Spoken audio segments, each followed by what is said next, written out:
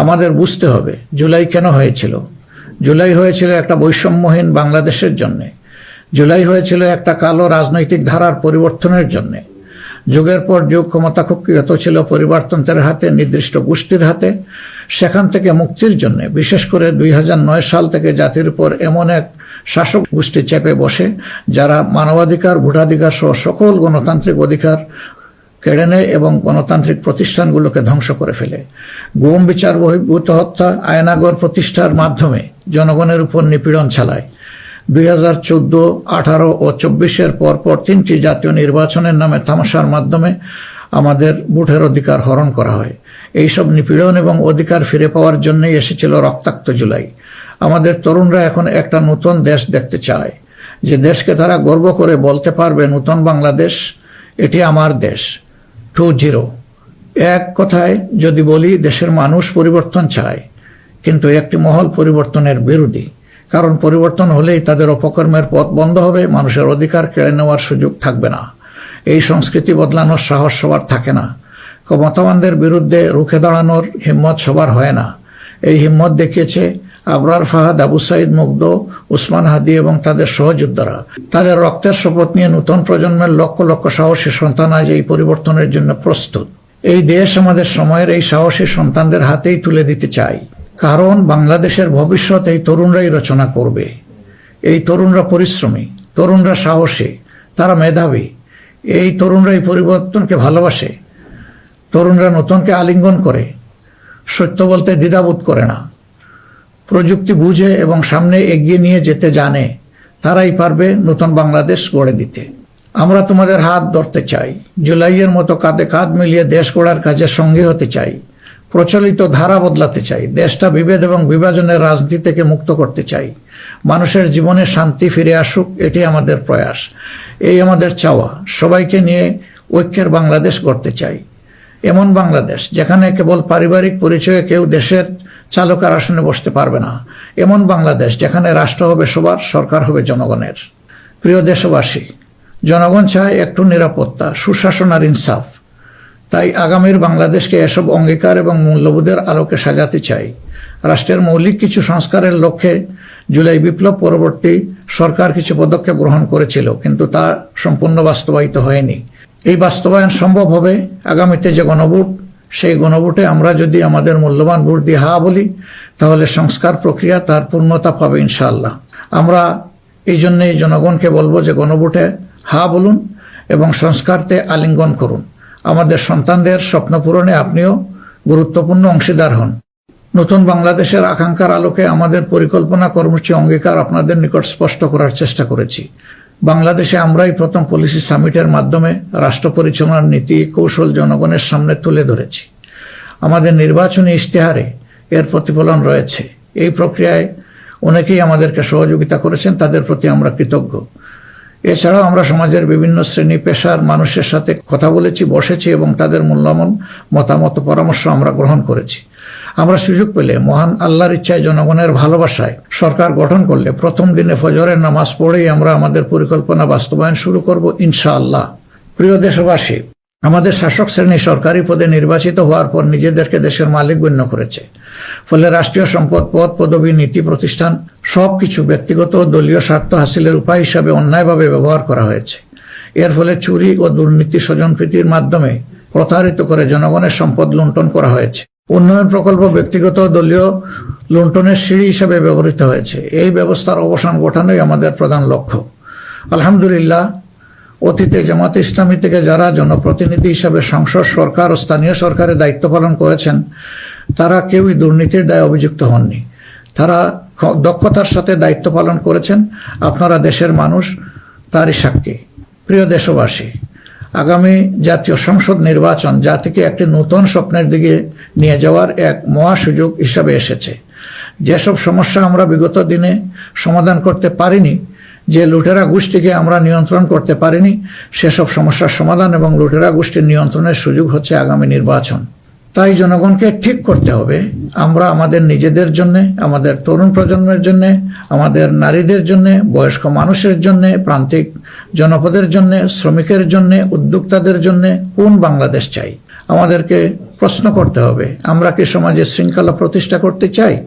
আমরা কি নিয়ম নীতি শান্তির রাষ্ট্র প্রতিষ্ঠা করতে চাই? আমরা কি উন্নত দেশ হতে চাই? আমরা কি শোষণ, জুলুম, দুর্নীতি, চাঁদাবাজ মুক্ত রাষ্ট্র চাই? আমাদেরকে ভাবতে হবে, আমরা কি রাষ্ট্রীয় প্রতিষ্ঠানকে জবাবদিহিতার আওতায় আনতে চাই? যোগ্যতা ও সততাকে সরকারি পদের জন্য মৌলিক শর্ত করতে চাই? আমরা কি আমাদের জাতীয় সক্ষমতা ও সৃজনশীলতা বৃদ্ধি করতে চাই? এসব বিষয়ে যদি আমরা ইতিবাচক পরিবর্তন দেখতে চাই, তাহলে আমাদেরকে আগামী নির্বাচন নিয়ে নৈতিকভাবে ভাবতে হবে।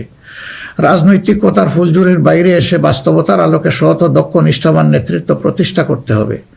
প্রিয় ভাই ও বোনেরা, আমরা আমাদের নির্বাচনী ইশতেহারে বলেছি যে আমাদের স্বপ্নের বাংলাদেশ তৈরির জন্য 5টি বিষয়ে হা এবং 5টি বিষয়ে না বলতে হবে। সততা, ঐক্য, ইনসাফ, দক্ষতা ও কর্মসংস্থানকে আমরা হা বলতে বলেছি, কারণ এসব মৌলিক শর্ত ছাড়া বৈষম্যহীন, উন্নত, নৈতিক, মানসম্পন্ন বাংলাদেশ প্রতিষ্ঠা সম্ভব নয়। পাশাপাশি দুর্নীতি, ফ্যাসিবাদ, আধিপত্যবাদ, বেকারত্ব, চাঁদাবাজিকে স্পষ্ট না করতে বলেছি। প্রিয় দেশবাসী, বাংলাদেশ আয়তনে ছোট্ট কিন্তু জনসংখ্যার দিক থেকে একটি বড় দেশ। এই জনসংখ্যাকে অনেকে সমস্যা হিসেবে বিবেচনা করলেও আমরা মনে করি এটি আল্লাহর নিয়ামত এবং এক বড় সম্পদ। তাই আমাদের জনসংখ্যাকে জনশক্তিতে রূপান্তর করতে হলে নীতি এবং নৈতিকতা ভিত্তিক রাজনীতির বিকল্প নেই। সমাজে নীতি, নৈতিকতা, শৃঙ্খলা, জবাবদিহিতা প্রতিষ্ঠা করা ছাড়া কোনো জাতি এগোতে পারেনি, আমাদের পক্ষে অসম্ভব না। যে সমাজে নারীর মর্যাদা রক্ষা করতে পারে না, সেই সমাজ কখনো সমৃদ্ধ হতে পারে না। আমরা ক্ষমতায় এলে নারীরা কেবল ঘরের ভেতরে নয়, সমাজের মূলধারার নেতৃত্বে থাকবেন সগৌরবে। কর্পোরেট জগৎ থেকে রাজনীতি সবখানে তাদের মেধার মূল্যায়ন হবে কোনো বৈষম্য ছাড়াই। আমরা এমন এক দেশ গড়ার প্রতিশ্রুতি দিচ্ছি যেখানে কোনো মা, বোনকে, মেয়েকে নিরাপত্তাহীনতায় ভুগতে হবে না। আপনাদের অধিকার রক্ষার লড়াইয়ে আমাদের সঙ্গী হন। একটি উন্নত ও আধুনিক দেশ গড়ার কারিগর হিসাবে আমাদের নির্বাচিত করুন। প্রিয় দেশবাসী, আমরা মনে করি সমাজে ন্যায় বিচার ও ইনসাফ প্রতিষ্ঠা করতে হলে সকলকে মর্যাদা দিতে হবে এবং সকলের মানবাধিকার সুরক্ষা করতে হবে। সকল পরিচয় নির্বিশেষে আমরা অঙ্গীকার ব্যক্ত করছি যে একটি মানবিক উন্নত দেশ গড়ার জন্য দলমত নির্বিশেষে সকলের মান, ইজ্জত, অধিকারের সুরক্ষা দিব ইনশাআল্লাহ। এই বাংলাদেশ মুসলমান, হিন্দু, বৌদ্ধ, খ্রিস্টান সবার। কেউ ভয়ের সংস্কৃতির মধ্যে বাস করবে না। যদি কেউ ধর্মীয় পরিচয়ের ভিত্তিতে আঘাত করার চেষ্টা করে, আমরা অতীতের মতো ভবিষ্যতেও তা প্রতিরোধ করব। প্রিয় দেশবাসী, আমাদের প্রত্যাশার বাংলাদেশ গড়তে হলে 3টি জায়গায় আমাদেরকে বিশেষ গুরুত্ব দিতে হবে। একটি হচ্ছে শিক্ষায় সংস্কার। শিক্ষা হতে হবে নৈতিকতা ভিত্তিক এবং সেটা হতে হবে টেক বেসড। এখনকার দুনিয়া সারাই প্রযুক্তিভিত্তিক শিক্ষার উপর নির্ভরশীল। আমরা সেই শিক্ষা থেকে বঞ্চিত। আমাদের সন্তানদের হাতকে আমরা দক্ষ কারিগরের হাত হিসেবে গড়ে তুলতে চাই এবং তাদের হাতে হাতে আমরা কাজ দিতে চাই। আমরা কোনো বেকার ভাতা তাদেরকে তুলে দিতে চাই না। দ্বিতীয় জায়গাটা হচ্ছে বিচারাঙ্গন। ন্যায় বিচার সমাজের প্রতিষ্ঠা হলেই কেবল আমরা আমাদের প্রত্যাশার বাংলাদেশ গড়তে পারবো। অন্যথায় দুঃশাসন এবং দুর্নীতির কণ্ঠ রোধ করা মোটেই সম্ভব হবে না। অতএব বিচার বিভাগকে আমূল ঢেলে সাজাতে হবে। সেখানে অবশ্যই সৎ, দক্ষ এবং কমিটেড যে সমস্ত লোকেরা আছেন তাদেরকেই বিচারের আসনে বসাতে হবে। তৃতীয় জায়গাটা হচ্ছে আমাদের অর্থনীতি। এই ভঙ্গুর অর্থনীতি নিয়ে দেশকে আগানো সম্ভব নয়। সুতরাং অর্থনীতিতে ব্যাপক সংস্কার সাধন করতে হবে। বিশেষ করে ব্যাংকিং সেক্টর এবং অপ্রাতিষ্ঠানিক যে সমস্ত খাত রয়েছে সেই জায়গাগুলোতেও আমাদেরকে প্রাতিষ্ঠানিক ও অপ্রাতিষ্ঠানিক খাতে আমাদেরকে হাত দিতে হবে। আমাদের ব্যবসাকে করতে হবে বিনিয়োগ বান্ধব। বিনিয়োগ বান্ধব হলেই দেশে কর্মসংস্থান তৈরি হবে এবং আমাদের বেকারত্ব দূর হবে। এই 3টা জায়গায় আমাদের গুরুত্ব দেওয়া ছাড়া কোনো উপায় নেই। আমরা আশা করব দেশবাসী আমাদেরকে তাদের মূল্যবান ভোটের আমানত সমঝে দিয়ে আমাদের দেশকে প্রত্যাশার আলোকে গড়ে তোলার ক্ষেত্রে আমাদেরকে সহযোগিতা করবেন। সম্মানিত উলামায়ে কেরাম, একাধিক ধর্মের এ দেশ মুসলমানগণ সংখ্যাগরিষ্ঠ। তাই মুসলমান হিসাবে এটি আমাদের দায়িত্ব যে সমাজে ন্যায় বিচার, ইনসাফ প্রতিষ্ঠা করা এবং সকলকে সুরক্ষা দেওয়া। এগুলো ইসলামের শাশ্বত আদর্শ। সকল মানুষের মৌলিক অধিকার নিশ্চিত করা আমাদের কর্তব্য। আল্লাহ তাআলা স্পষ্টত বলেছেন, ইন্নাল্লাহা ইয়া'মুরুকুম বিল আদলি ওয়াল ইহসান ওয়া ইতা'i যিল কুরবা ওয়া ইয়ানহা আনিল ফাহশাই ওয়াল মুনকারি ওয়াল বাগ। আমাদেরকে স্পষ্টভাবে আল্লাহ এই নির্দেশ দিয়েছেন। এ দায়িত্ব আমরা সকলে মিলেই পালন করব। তাবলিগি জামাত সহ ধর্মীয় মহলের ভাইদের প্রতি আমাদের আহ্বান, আপনারা দিনের জন্য যে মেহনত করছেন, দেশ গড়ার কাজেও আপনারা আমাদের সাথে গুরুত্বপূর্ণ ভূমিকা রাখবেন বলেও আমরা গভীরভাবে বিশ্বাস করি। আমরা অঙ্গীকার করছি ভবিষ্যতে কেউ আপনাদেরকে অন্যায়ভাবে বিভিন্ন বিশেষণে ট্যাগ দিয়ে নির্যাতন করার সুযোগ পাবে না, বিচার বহির্ভূতভাবে আপনাদেরকে আর হত্যা করার দুঃসাহস কেউ দেখাবে না। আমরা জানি অতীতে আপনাদের কোনো মানবাধিকার ছিল না। এ অবস্থার পরিবর্তন ঘটানো হবে নতুন বাংলাদেশের অন্যতম প্রধান লক্ষ্য। জাতীয় নীতি পদ্ধতিতে আপনাদের আনুষ্ঠানিক অবদান ও ভূমিকাকে জোরদার করা হবে। আন্তর্জাতিক মহল যারা আমাদের পরীক্ষিত পরিচিত বন্ধু, তাদের সাথে আমাদের সম্পর্ক হবে সমমর্যাদা এবং সমতার ভিত্তিতে। আমরা অন্যের ভৌগোলিক অখণ্ডতাকে সম্মান করি এবং শ্রদ্ধা করি, তেমনি সকল দেশের সাথে বন্ধুত্ব প্রতিষ্ঠাকে অগ্রাধিকার দিব। তবে আমাদের জাতীয় স্বার্থ মর্যাদা, জাতীয় উন্নয়ন, অগ্রাধিকার আন্তর্জাতিক সম্পর্ক নির্মাণে প্রধান ভূমিকা রাখবে। বৈশ্বিক উন্নয়ন চ্যালেঞ্জ সমূহ, বিশেষত জলবায়ু পরিবর্তন নিরসনে আমরা সাধ্যমতো ব্যবস্থা গ্রহণ করব এবং তা হবে স্বচ্ছতার ভিত্তিতে পরিচালিত। নিপীড়নের শিকার হয়ে আশ্রয় নেওয়া রোহিঙ্গা জনগোষ্ঠীকে তাদের নিজ দেশে নিরাপদ এবং সম্মানজনক প্রত্যাবর্তনের জন্য সব ধরনের কূটনৈতিক তৎপরতা জোরদার করা হবে ইনশাআল্লাহ। প্রবাসী ভাই ও বোনেরা, জন্মভূমি থেকে 1000 মাইল দূরে অবস্থান করেও জুলাইয়ের অভ্যুত্থানে আপনারা গুরুত্বপূর্ণ ভূমিকা রেখেছেন, জেল জুলুমের শিকার হয়েছেন, ত্যাগ স্বীকার করেছেন। ইতিমধ্যে আপনারা আপনাদের ভোটাধিকার প্রয়োগ করে নতুন বাংলাদেশে নিজেদের অধিকার প্রতিষ্ঠার পথে ইতিহাস রচনা করেছেন। আমি এতে আনন্দিত। আগামী দিনে দেশ গড়ার এই অভিযাত্রায় আপনাদের সক্রিয় অংশগ্রহণ ছাড়া আমাদের নতুন বাংলাদেশের স্বপ্ন অপূর্ণই থেকে যাবে।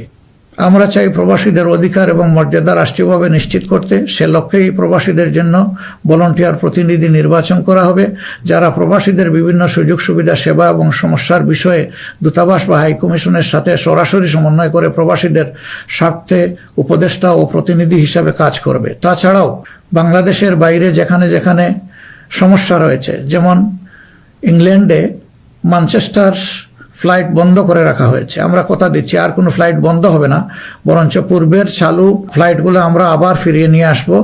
নিউ ইয়র্কে নতুন করে বাংলাদেশ ফ্লাইট ইনশাল্লাহ চালু হবে। এরকম দুনিয়ার যে যে জায়গায় এই ফ্লাইটগুলো চালু হওয়া দরকার তা আমরা নিশ্চিত করার ব্যাপারে বদ্ধপরিকর। দেশ আর পিছনের দিকে যাবে না, দেশ এগিয়ে যাবে সামনের দিকে ইনশাআল্লাহ। প্রবাসী ভাইয়েরা যখন বিদেশে মৃত্যুবরণ করেন তখন অত্যন্ত অসহায় অবস্থা তাদের লাশ উপেক্ষিত হয়। আমরা কথা দিচ্ছি যারা আমাদের রিমিটেন্স যোদ্ধা তারা আমাদের গর্বের ধন। কেউ যদি আল্লাহর ইচ্ছায় বিদেশে ইন্তেকাল করেন, আমরা অত্যন্ত সম্মানের সাথে আমাদের কাঁধে করে তাদের লাশ দেশে বয়ে নিয়ে আসবো ইনশাআল্লাহ। আমাদের প্রবাসীরাও জাতীয় সংসদে আনুপাতিক হারে ইনশাআল্লাহ তাদের প্রতিনিধিত্ব আমরা নিশ্চিত করার পক্ষে। প্রবাসীদের সঙ্গত সমস্ত বিষয়গুলো আমরা গুরুত্বের সাথে বিবেচনায় নিয়ে দেশে যাতে কোনোভাবে তারা নিপীড়নের শিকার না হন তা আমরা নিশ্চিত করব ইনশাল্লাহ। প্রিয় দেশবাসী, নির্বাচনী প্রচারণা শুরু হওয়ার পর থেকে দেশের বিভিন্ন প্রান্তে আমরা গিয়েছি। আপনারা আমাদের সভা সমাবেশে যোগ দিয়েছেন, আমাদের কথা শুনেছেন। আপনাদের ভালোবাসা, অংশগ্রহণ ও সহযোগিতায় আমরা অভিভূত, আমরা মুগ্ধ। আমরা আপনাদের প্রতি চিরকৃতজ্ঞ। আমাদের নির্বাচনী প্রচারণা বা অন্যান্য কার্যক্রমে কেউ কষ্ট পেয়ে থাকলে আপনাদের কাছে আমরা ক্ষমা প্রার্থী। আগামী নির্বাচন সুষ্ঠুভাবে আয়োজন করা সকল রাজনৈতিক দলের নৈতিক দায়িত্ব। তাই আমাদের আহ্বান হবে নির্বাচনী আচার আচরণ বিধিগুলোকে সম্মান জানানো এবং প্রতিদ্বন্দ্বী রাজনৈতিক দলের বৈধ অধিকারকে সম্মান করা। সুষ্ঠু নির্বাচন আয়োজনের মাধ্যমে রাজনৈতিক স্থিতিশীলতা নিশ্চিত করা হবে আমাদের রাজনৈতিক অঙ্গীকার। প্রশাসন ও আইন শৃঙ্খলা রক্ষাকারী বাহিনীর সদস্যরা নিরাপত্তার দায়িত্ব তারা পালন করেছেন অত্যন্ত নিষ্ঠার সাথে। আমাদের সাংবাদিক ভাই এবং বোনেরাও অনেক কষ্ট করে আমাদের বিভিন্ন অনুষ্ঠান কভার করেছেন। আপনাদের প্রতি গভীরভাবে আমরা কৃতজ্ঞ। আপনাদের ঋণ শোধ করতে পারবো না। আপনারা ভালো থাকবেন। আমাদের দলের বিভিন্ন পর্যায়ে নেতাকর্মী, শুভাকাঙ্ক্ষী এবং নির্বাচনী জোটের নেতৃবৃন্দ কর্মীগণ নিরলস পরিশ্রম করে যাচ্ছেন, আর্থিক ত্যাগ করেছেন। শেরপুরে আমার ভাই রেজাউল করিম প্রতিপক্ষের নির্মম আঘাতে শাহাদত বরণ করেছেন। আল্লাহ রাব্বুল আলামিন তার এই ত্যাগকে কবুল করুন এবং তাকে শহীদ হিসাবে কবুল করুন।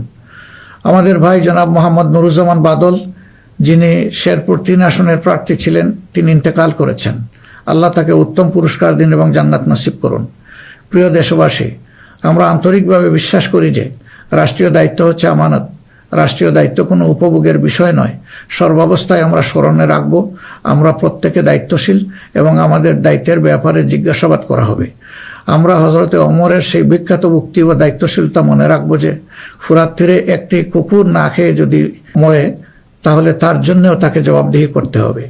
আল্লাহর নির্দেশ অনুসারে আমরা ন্যায় বিচার প্রতিষ্ঠায় অঙ্গীকারবদ্ধ থাকবো ইনশাআল্লাহ। আশা করি আপনারা আমাদের অঙ্গীকার ও স্বপ্নকে বিশ্বাস করে জাতীয় সংসদ নির্বাচনে আমাদের প্রতি সমর্থন জানাবেন। আগামী 12 ফেব্রুয়ারি তারিখে জামাতে ইসলামের প্রার্থীদেরকে দাঁড়িপাল্লা মার্কা এবং যেসব অঞ্চলে 11 দলীয় অপর প্রার্থী রয়েছেন তাদেরকে আপনারা আপনাদের এলাকায় ইনশাল্লাহ মূল্যবান ভোট দিয়ে নির্বাচিত করবেন। এই আকুল আবেদন আপনাদের সকলের প্রতি রাখলাম। আল্লাহ পরিবর্তনের এক মহা সুযোগ আমাদেরকে এনে দিয়েছেন, আসুন সেটা কাজে লাগাই। বিগত দিনের রাজনীতি পরিহার করি, একটি নতুন বাংলাদেশ তৈরি করি যেখানে সবাই মান ইজ্জত ও মর্যাদা নিয়ে বাস করবে। আমরা আমাদের তরুণ সমাজকে সমাজের ককপিটে বসিয়ে দিতে চাই। বাংলাদেশ নামের উড়োজাহাজটি তারাই চালাবে, তারাই হবে ক্যাপ্টেন, তারাই হবে এটার পাইলট। আমরা গিয়ে বসবো প্যাসেঞ্জার সিটে। হে তরুণরা, তোমরা তৈরি হয়ে যাও, এই দেশ তোমাদের জন্যে।